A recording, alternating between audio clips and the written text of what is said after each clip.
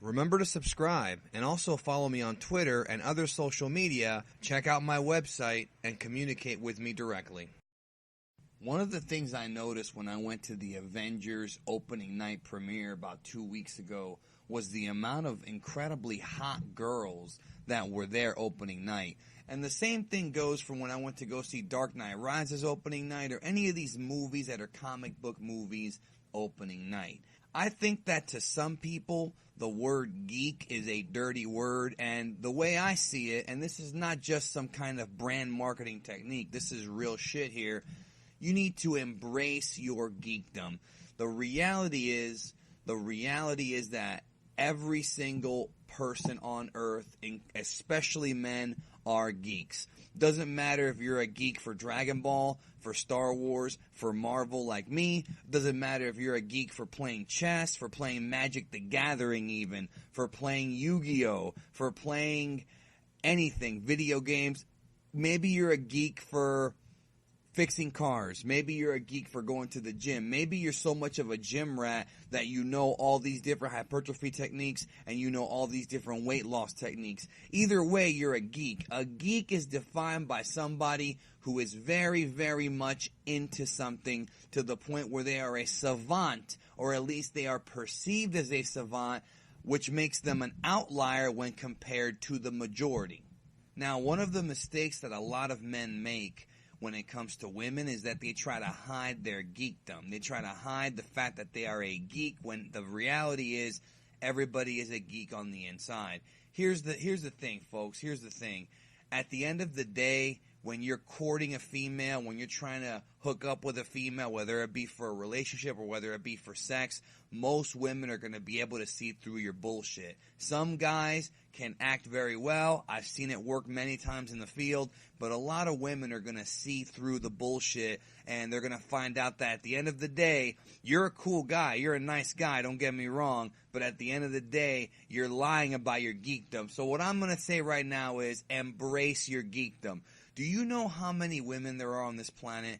Literally billions. Billions of women. And do you know how many of those billions watch stuff like Game of Thrones, Walking Dead? I mean, if you ask me, Game of Thrones, Walking Dead, that's extremely nerdy stuff. You know, swords and dragons and stuff. That's very nerdy. And I know one of the biggest lies that a lot of people have said throughout the years, the biggest phrases that are a lie, is that nice guys finish last when it comes to women. That's not necessarily true. When it comes to getting ahead in business, when it comes to being ruthless, when it comes to being callous, when it comes to being, a kiss ass, yes, in some ways nice guys may finish last when it comes to business. But when it comes to women, that is a huge misconception. So I'm going to break it down for you right now. I'm going to hit you with the real shit. Okay? There is a difference between a nice guy and a soft guy. And here's the thing. It's not that girls don't like nice guys. It's that girls don't like guys that are soft. What are the 3 sexiest words you could say to a woman? Most people are going to sit there and say, I love you. But that's not what turns them on, gentlemen. What turns them on are 3 other words. And those 3 words said in unison are guaranteed to make a woman gain respect for you. And if a woman respects you, the very next thing that could happen is she might like you. And those 3 words are, I got this. You tell a woman you've got it, and you've got it. And you might actually get her. I want to direct y'all to a article on my website written by critically acclaimed author and blogger Mike Trojan about the importance of geekdom and how great talents, great personalities are developed by being a geek. If you look throughout history, the most successful people are geeks. So would you rather be that phony tough guy, always is on the defensive and is very concerned and has these, and lives a life of poverty? Or would you rather be Bill Gates? Because if you ask me, being one of the richest men in the world, even with a bad haircut, is better. He doesn't have to apply the same game as other dudes do because he's so confident in himself because of all the money he has.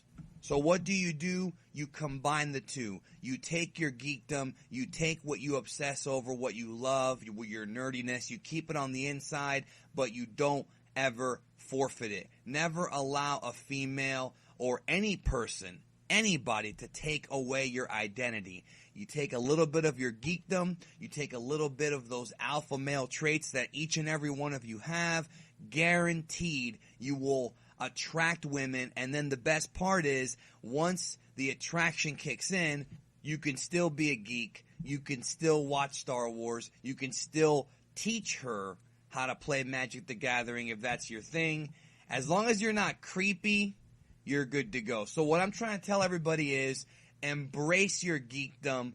Let's take this word geek, which has been a dirty word in a lot of people's minds. Let's take it and make it an endearing, empowering term, because the fact is, no matter which way you slice it, if somebody is calling you a geek in a negative connotation, chances are they are as big, if not a bigger geek than you. Because guess what?